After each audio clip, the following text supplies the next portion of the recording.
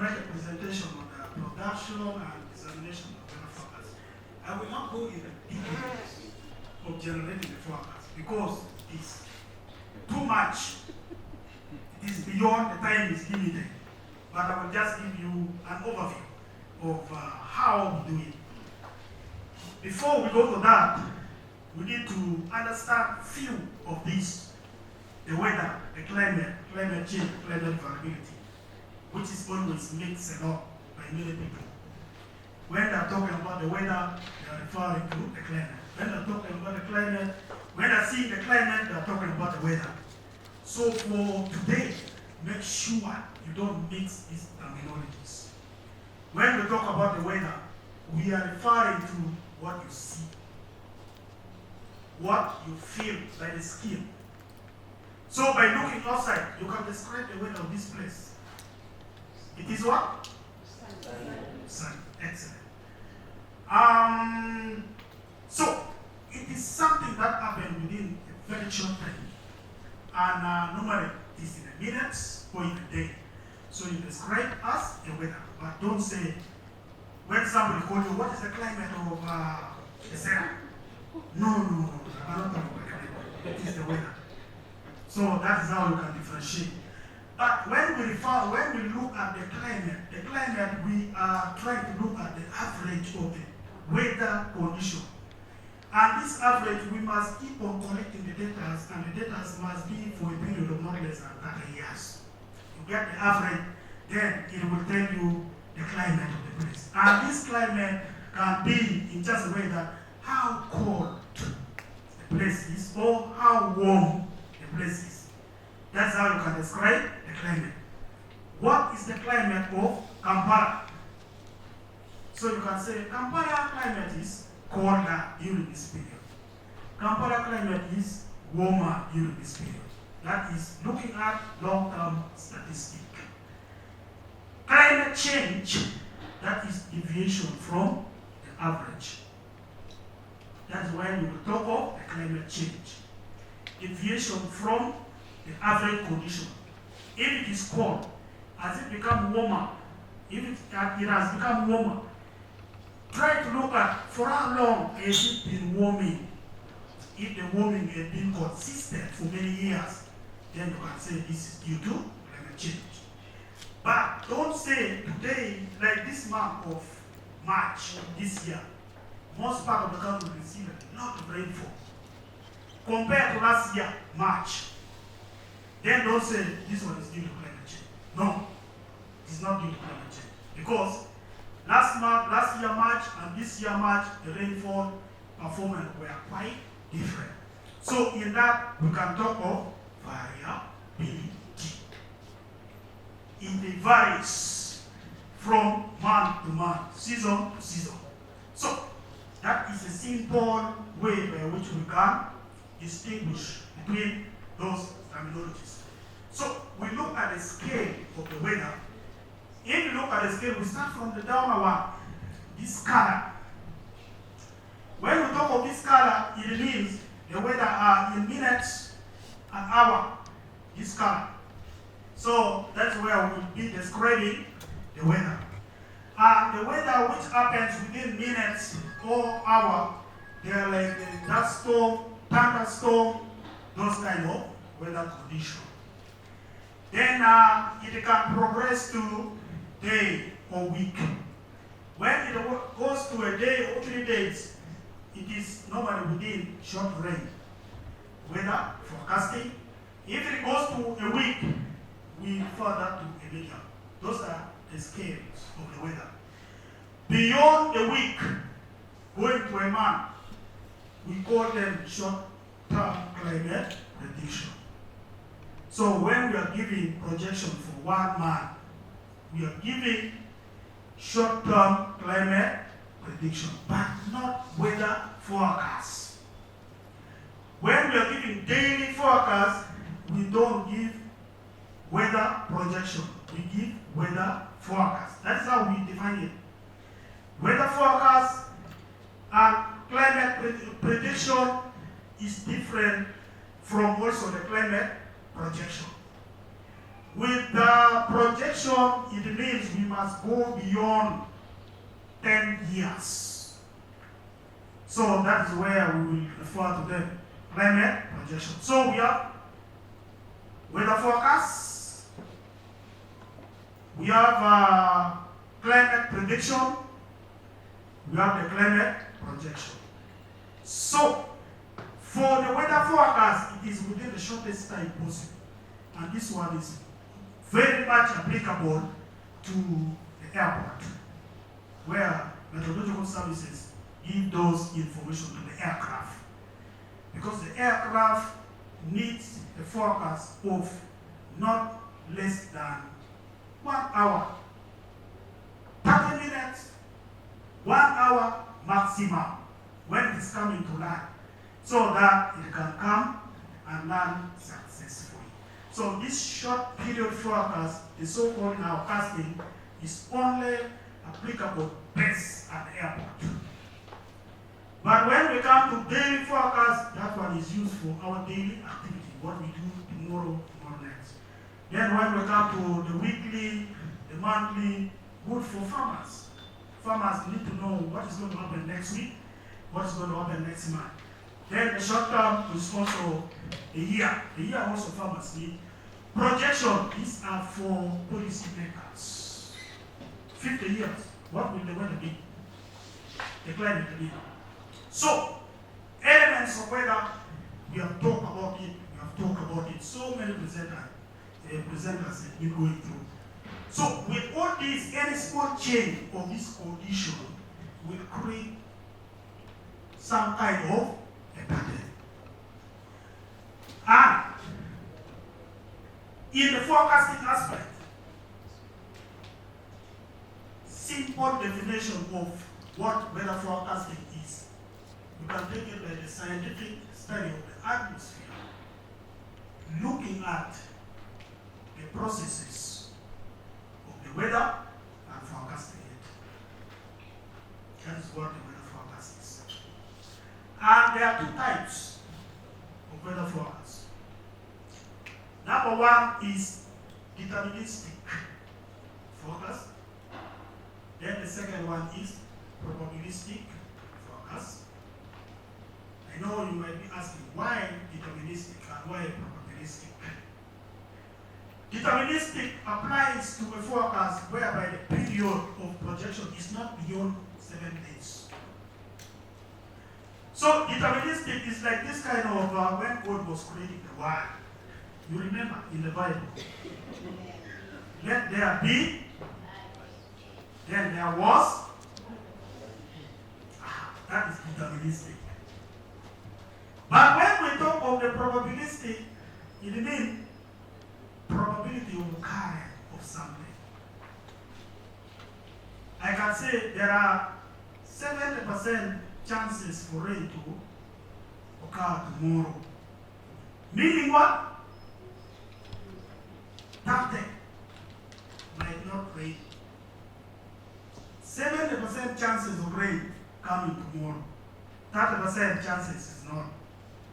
So as the user of that information, you always take the one with the highest probability and you prepare for it.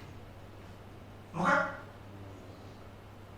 It doesn't mean that it will not fail. It will fail, but the chances of failing is too small. So, weather forecasts are made by collecting the quantitative data about the current state of the atmosphere. Many presenters have been giving you all those. We have the state of the atmosphere obtained from the ground observation. You see how observer has been giving you how she was collecting the data. Also from the ship in the oceans. We also collect data, meteorological services also collect data from there. Those data are very useful in making our projection. From the aircraft, data is also collected, the weather data, then radio zone, the one they've been showing you how they are releasing the balloon, then the radar, the satellites. So, all of these type of observation, the data are collected and it is shared globally with all net services in the world. The purpose is for all the net services, when I'm making the forecast, they should also use this kind of data where there are gaps. So, the two types of forecasting model, that is about the forecast. How about the model?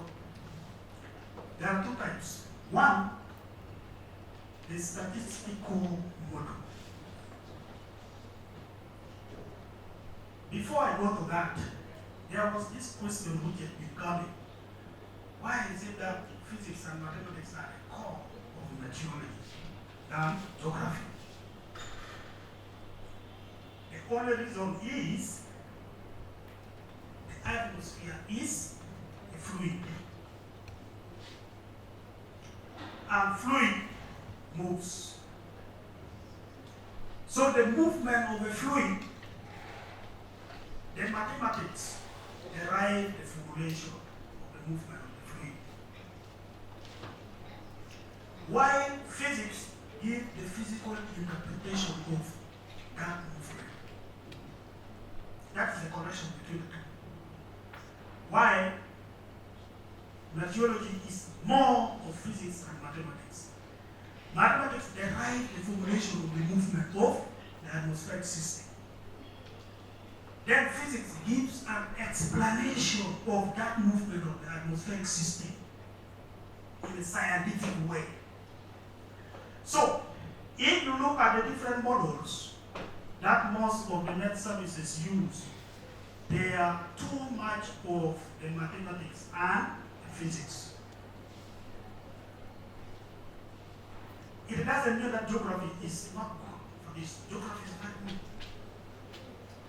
Geography is also there. So you need to have that knowledge. You need to tell the student geography is also very important for meteorology. Though I dropped my geography in O level. After sitting my O level, then I dropped it. So I continue to be now only physics and mathematics. I didn't know that I was coming to meteorology.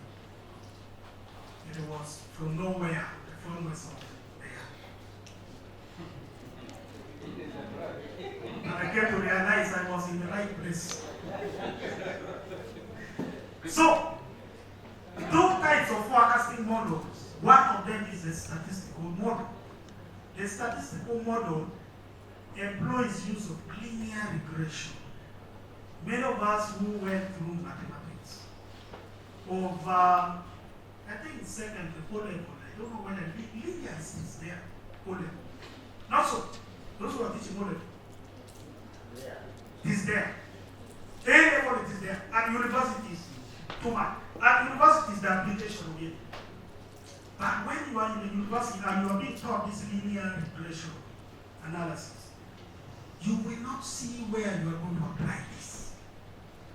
When I was being taught this linear regression at the university, I could not even see where I could apply it. Complex mathematics. Even in the physics. Complex. But I came to realize they are very applicable in meteorology. So if you look at the linear regression, that is a statistical model employing use of the linear regression. And linear regression predict values of variable based on values of another variable. And the variable you want to predict are always called the predictor. Like if you are predicting the rain, meaning the rain is a predictor. That is the response variable. While the one you use to predict the rain, because we use some data to predict tomorrow's rain. So the data we use today to predict tomorrow's rain are called the predictors.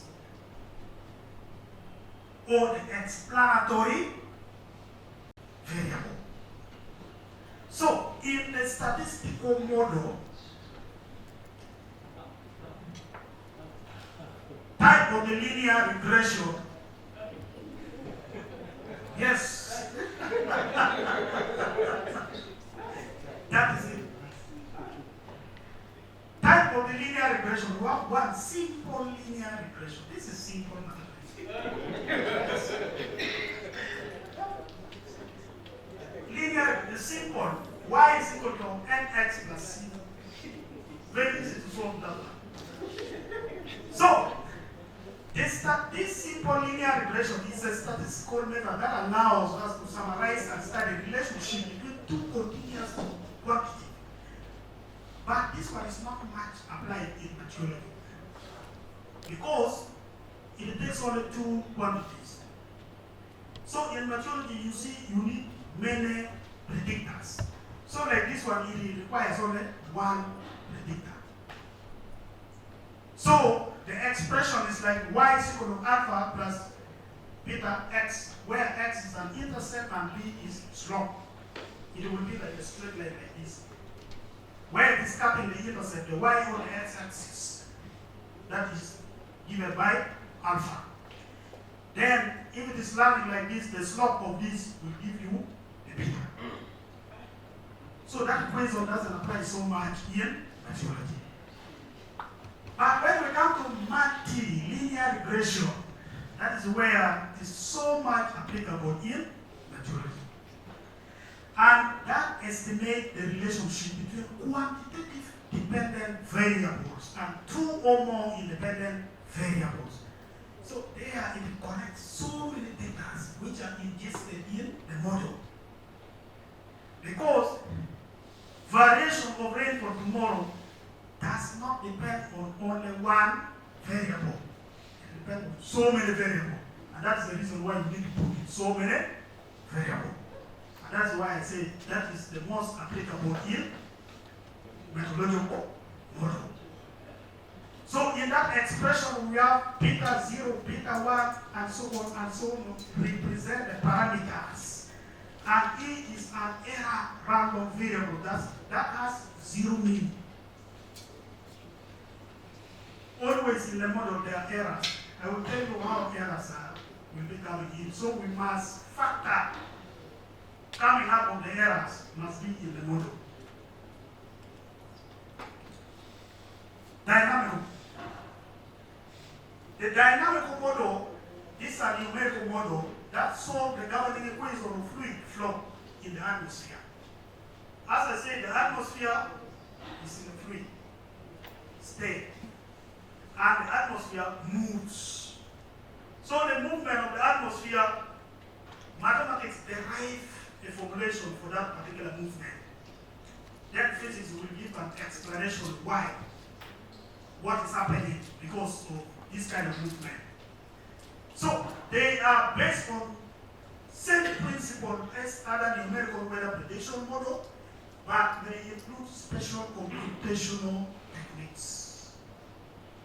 So meteorologists use a process called numerical weather prediction to create forecasts by inputting current conditions which they call the Nowcasts in the computer model. There is one difference between statistical model and numerical model. Statistical model needs data for many years to be ingested, the past historical data. So when I have a statistical model, I need like 30 years data from now. Then I put in my model. Then I will see how it will be picking what had happened in the past until now. Then it gives a projection. But a dynamical model, that's a need what history. Dynamical model needs what is happening now. Then it will project tomorrow. That's the difference between the two. So, the more current and accurate information available in this model, the better the forecast will be. That implies if our forecast fails, problem could be in the data that we ingested in the model. So it can come from the observers. The observers, when they're collecting, they can encounter errors.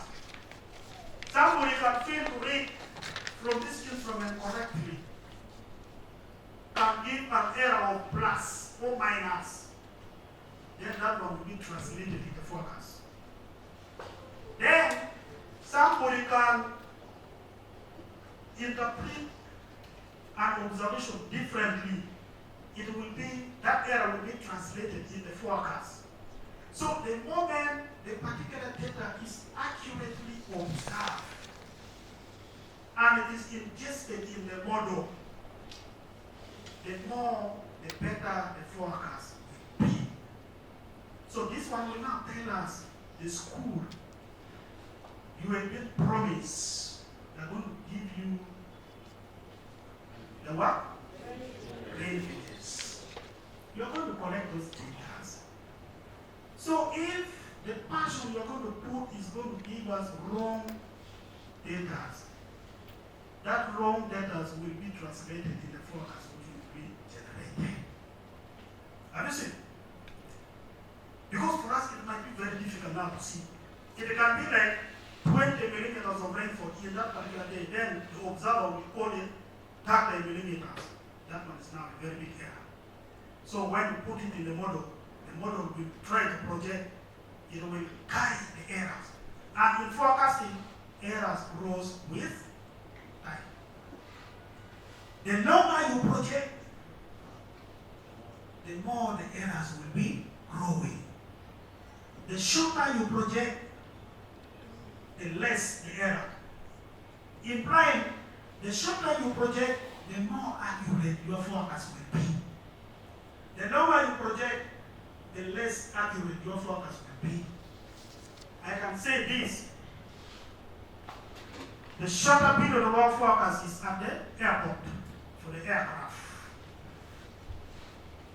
And that forecast must be not less than 95% accurate. But the target is supposed to be 100% accurate. Because any small thing, the plane will crash. So if all along you have been hearing that there is no accident in our airport due to possibly could be the plane crash, simply because the forecast we are giving to the aircraft perfect. So one observer was talking about in the aircraft there is altimeter. And he was also talking about we have the what? The barometer, which is measuring the what? The pressure on the runway. So for us, when the pilot is coming, we give the pilot the reading of the pressure on the runway, whether the plane is going to land. Now the pilot has to adjust his altimeter in the plane so that it matches with the current pressure on the runway. Any difference between the two pressure, the plane is finished. You see that complication? That also explains the difficulties in working at the airport. If something's wrong, life will get lost. So,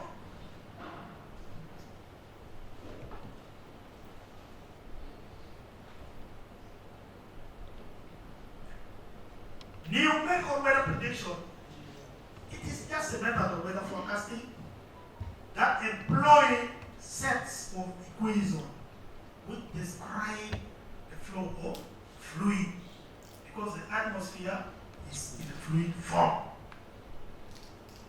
These equations are translated into a computer code and use the governing equation, the numerical method, parameterization of the physical processes, initialization of the condition, boundary condition. The governing equation, I will give you the four governing equations, which are always ingested in the model. The numerical method applies. Then the parameterization. When we talk about the parameterization, I'm trying to mean that sometimes in a model, there are some processes where the model cannot see it well. And that is also the result of some errors coming in forecast program. So the model need to be fine-tuned and parameterized so that it can take care of all other processes which can result into what is going to happen tomorrow. Initial condition, the data we are going to ingest, that is the predictor, must be very accurate. Boundary condition, what will be feeding in the model from outside. Also, we need to know what will be coming in the model. So, the governing equation uses 4 thermodynamics equations. Number 1, conservation of law of momentum. Number 2, conservation law of mass. Number 3, the ideal gas law. Number 4, conservation law of energy. Now, these are the equations.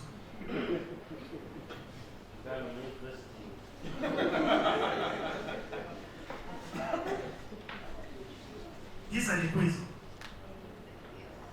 The topmost is conservation law for momentum. The second one, conservation law of mass. Then that one, the ideal gas law. Then conservation law of energy. I don't want to go deep into that. It's not for this particular day. So those are the equations which are ingested in the model. So when you are running the model, you are doing that computation based on those governing equations. How numerical weather prediction works. Numerical weather prediction uses mathematical model of the atmosphere and oceans to predict the weather based on the current weather conditions. The atmosphere is a fluid. As that, the ideal of numerical weather prediction is to sample the state of the fluid at a given instant. Then, it uses the equation of the fluid dynamic and thermodynamic to estimate the state of the fluid at some given time in future. You see, that's how numerical weather prediction works. Give it initial condition, the state of the atmosphere at that particular instant. Then, give it a perturbation to run. It will give a prediction. I said before that the initial condition you give must be accurate. If there is some error, that error will be carried forward. The process of entering observation data into the model to generate initial condition is called initialization. So models are always supposed to be initialized. So that is subjected for a run. So these are some of the things that can affect our model. When we talk about parameterization, you can see in the atmosphere, solar radiation up there, when it is coming to the Earth's surface, some of them are absorbed, others are reflected back to space, others are coming down to the surface.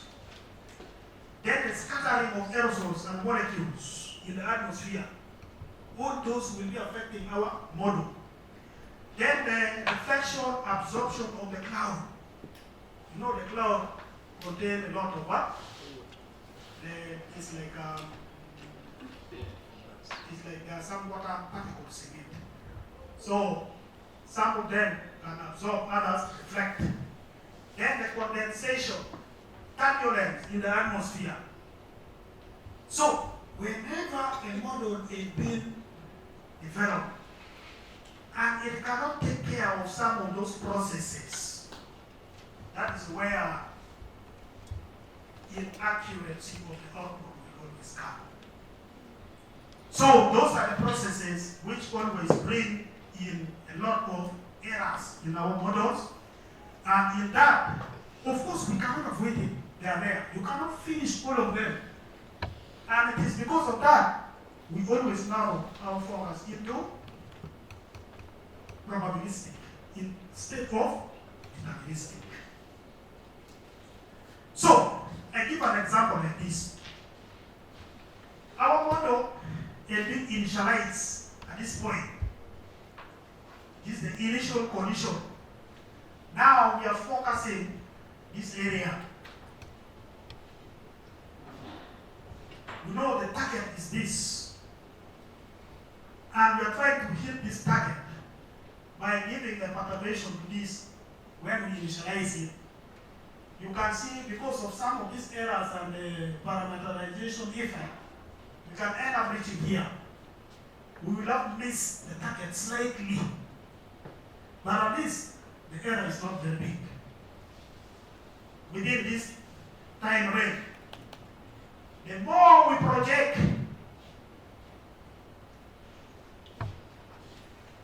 the error becomes big. The target is here, but we are hitting this point.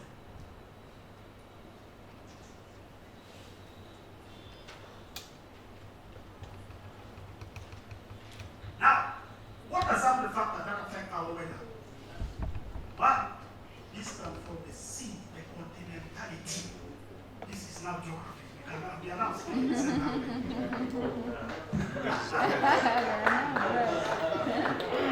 because I never wanted to be on the physics and the mathematics, I want to mix with the geography.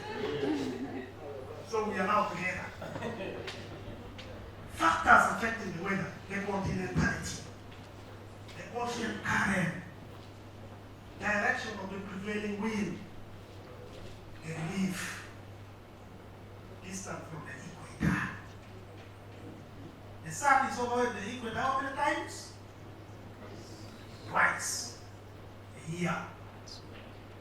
That is the topic of geography, which is always sun in primary, even continuous. And which period are those? March and September. Now during March, which day? 21st. September? 23rd. Are those the period that we receive rainfall? Why do we receive rainfall during that period? When the sun is over the physics coming. Yes. Maximum heating, maximum evaporation, and the flow of winds due to pressure changes. Therefore, the total convergence zone moves to the same pressure. I hate to see it. Excellent. That is a simple explanation. When the sun is, you can say this is the what? The atmosphere. The sun is up. This is the subject. It's heating. It's going. Now, here is very hot. The pressure become low. Relative to another place. Then pressure gradient will be set in. And pressure flow from region of high pressure, low pressure. So if it is high that side, it will be blowing this way. Then it will redirect the wind flow. Assuming that side is the water bodies, then the wind will be coming from the water bodies toward our area. So that wind will be picking a lot of water vapor over the ocean, bringing it here. And here where it is, the pressure is low, and the wind is coming this way from different directions, wind will be meeting together. When they meet, we call them convergent. Then you will be forced to rise up. That is the ascent. The higher you go, the cooler it becomes. So as it is moving upward, the wind starts condensing. Forming what? Clouds. This cloud will come back as? Yes. Geography. Physics. Both geography and physics. They are moving together.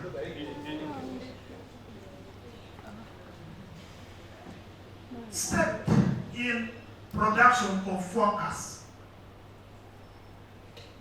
I told you, I said I'm not going to go into detail, the science behind it. Just a simple. One, we have to fit the weather forecast objective. What do we want to forecast? What are the objectives of that? Decide what to forecast. Is it the rain? Is it the wind? Is it the temperature? Why? Determine the time frame. For how long? Tomorrow's, 3 days, 1 week? Collect the data for forecasting. We go to our observer. Give me the data. Select the forecasting model. Are you going to use the statistical or you're going to use the dynamical? Build and test the forecasting model. Try to test if it is working very well with the historical data. Prepare the forecast if it is working well. Project. When it is out, how do we get to the user? Get to the user, we have so many channels. Yoruba uses some of the following channels. One of them is the Weather Information Examination Services is an app which has been produced by Makerere University and in collaboration with Yoruba, which uses the SSD code *201#. Whether you have this form of community, you can access the weather information using that. Though there are charges for it slightly, but Yoruba is trying to talk to the UCC and also the telecom company so that they make it free for the farmers. That is one of the ways of giving back to the community. The charges is not much. Can be something like 150 to 200 a message. We also use the email. For some people who have given us their email addresses, we send it directly to generate the forecast. Then we have the Yoruba website. Sorry, I have not put it there. It's www.yoruba.go.ug. Then WhatsApp forum. We have created some WhatsApp forum, like for, I think it is also good to create a WhatsApp forum for you people. Joseph, please do that. Because always when we go and train any stakeholders, then we create a WhatsApp group where we'll be sharing the forecast product again. Telegram, all the media houses are inside there. There you will get the 6-hourly forecast. 6-hourly forecast is very, very, very accurate. Daily forecast, weekly forecast, and so on. Then we have the FM radio and TVs. Not frequently, but once in a while, we also have a talk show in there. The print media, newspaper, press release, meeting and workshop. Like when we have a stakeholders workshop like this, we always utilize this period to get the forecast. Then, flag alert at the lake planning site. These are only for marine. These are marine forecasts. The one we give them at the 6-hourly interval. Then, partnership and collaboration with various stakeholders. We have so many stakeholders, NGOs, civil society organizations. Once we generate this forecast program, we send it to them because they have farmers and other people who use weather and climate, they also give it to them. So we are partnering with those. That OPM is just a department. So when you look at the flow chart, that is how it flows. Like topmost is Uganda National Meteorological Authority. Through the email addresses, it will come to the civil society organization, the district technical staff, political leaders, central government agencies, private sectors, national media. These people will now send it to the local media, community meetings and social gathering, notice board, extension workers, farmers group leaders. Then these people will now send it to the weather and climate information user community. But Yoruba also can link up directly, bypass these people and get to these people straight. That is the local media, community meetings, and so on, notice board, extension workers. Your map can also get directly with the end user. So it doesn't mean we have to follow from the middle this way within in any direction, as long as they are in a position to receive our forecast directly. Thank you.